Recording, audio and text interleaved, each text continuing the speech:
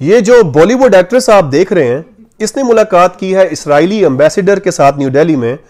और अगर आप ये वीडियो देखें तो इसमें ये फरमा रही हैं कि हमें बड़ी हमदर्दी है इसराइल के साथ, और एक बड़ी मज़ाक़ा खेज इन्होंने बात बीच में की है कि क्योंकि नॉलेज तो इनके पास कुछ है नहीं और ना ही इनके पोर्टफोलियो में कोई कमाल की फिल्म्स हैं इक्का दुक्का के अलावा। तो ये उसमें ये कह रही हैं कि मुसलमानों के पास इतनी ज़्यादा स्टेट्स हैं पूरी दुनिया में, इतने मुल्क हैं, तो क्या फ़र्क पड़ता है उन्हें कि अगर वो एक मुल्क आपको बनाने दें। Jews also deserve one nation, one nation on this, and they can't give us that one land is rather inhuman and very stingy of the Islamic world, where they have the second largest amount of countries on the whole globe. तो Indian दोस्तों से माजरत के साथ अगर मैं ये बात कहूं या हमारी कोई सेलिब्रिटी ये बात कह दे कि इतना बड़ा इंडिया है, क्या फर्क पड़ता है अगर एक छोटा सा टुकड़ा कश्मीर को वो आजाद कर दें। जाहिर है मामलात की नज़ाकत का इस एक्ट्रेस को पता नहीं है। हर कंट्री के अपने मसाइल होते हैं, हर खित्ते के अपने मसाइल होते हैं। इसे कहते हैं तू कौन मैं खामखा, इन्हीं का ये जुमला है बड़ा मशहूर। तो ये तू कौन मैं खामखा है क्योंकि इनको जब कहीं से कोई अटेंशन नहीं मिल रही होती तो ये इस तरह की हरकतें करती हैं। तो ऐसे मौके पे कहा जाता है कि ये उनमें से हैं जिन्हें कहा जाता है attention seeker ultra pro max. तो आजकल इनकी कोई ना फिल्म अच्छी आ रही है ना इनके पास कोई अच्छा शो है करने को, तो ये कूद पड़ी है इस मामले में कि चले इसी बहाने कुछ दिनों के लिए मैं भी लाइमलाइट में आ जाऊं।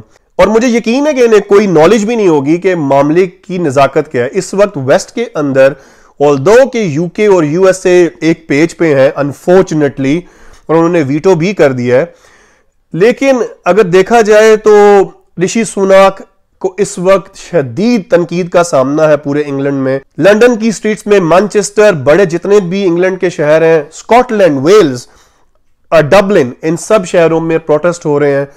और क्योंकि ये वो दौर नहीं रहा जब आप वही खबर चलाना चाहें और वही बात लोगों के जहनों में डालना चाहें जो आप चाहते हैं।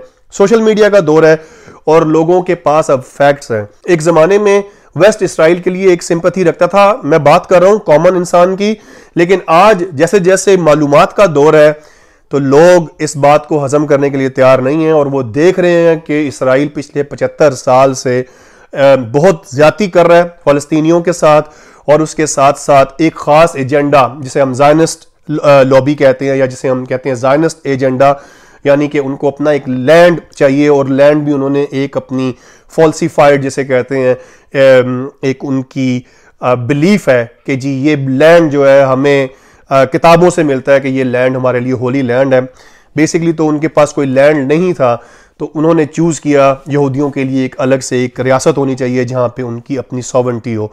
ना सिर्फ ये कि यूके के जो प्राइम मिनिस्टर ऋषि सुनाक, उनके विजिट पे तनकीद हो रही है जो उन्होंने इसराइल में किया है, बल्कि अगर कोई भी पार्टी का जो लीडर है किसी भी पार्टी का, जैसे कि स्टामा जो कि लेबर पार्टी का हेड है, उसने भी एक बड़ा कंट्रोवर्शियल बयान दे दिया है कि इसराइल के पास पूरा राइट है कि वो बंद कर दे फूड की तरसील, और वो पानी बंद करने का हक रखता है, जिसके ऊपर ना सिर्फ मुसलमान रहने वाले बसने वाले इंग्लैंड में, बल्कि जो कि वाइट कम्युनिटी है यहाँ की, उसने भी यही कहा कि लेबर जो कि मतवक्को यही था नेक्स्ट प्राइम मिनिस्टर उन्हीं की पार्टी का होगा। इस वक्त उनको भी अपने पार्टी लीडर के इस बयान से शदीद धचका लगा है और लोग खुलेआम टीवी चैनल्स पे आके, रेडियो शोज पे, LBC यहाँ का बहुत बड़ा चैनल है रेडियो चैनल, जिसके ऊपर लोग आके साफ कह रहे हैं कि हम लेबर को अब वोट नहीं करेंगे क्योंकि वो भी कंजर्वेटिव का दूसरा रूप है। तो कहने का मकसद ये है कि कंगना रनौत जैसी एक फ्लॉप हीरोइन के पास कुछ और करने को नहीं है। ठीक है, अपने मुल्क में आप मुसलमानों को लताड़ लें, उनके बारे में बात कर लें, हालांकि वो भी आप अपने मुल्क के लिए ही बुरा कर रहे हैं, किसी खास पार्टी को खुश करने के लिए और सुर्खियों में रहने के लिए। हालांकि देखा जाए तो ये भी इंडिया के लिए इटसेल्फ कोई फेवर नहीं है, एक तरह से डिससर्विस है, जिससे कैओस पैदा हो रहा है और 25 करोड़ मुसलमान इंडिया में बसते हैं। तो डोंट फॉरगेट कि ये लावा है जो कभी भी खुदा ना खास्ता उबल के फट सकता है। तो ऐसी स्टेटमेंट से खास करके इन सेलिब्रिटीज को अवॉइड करना चाहिए, बचना चाहिए। लेकिन ऑफ कोर्स ये दौर ऐसा है जिसमें हर इंसान को खबरों में रहने का शौक होता है। तो चलें, आप भी अगर इस हवाले से कोई राय रखते हैं तो कमेंट सेक्शन में मुझे जरूर बताइएगा। अगली वीडियो में फिर आपसे मुलाकात होगी, तब तक आप अपना बहुत ख्याल रखिएगा। खुदा हाफिज।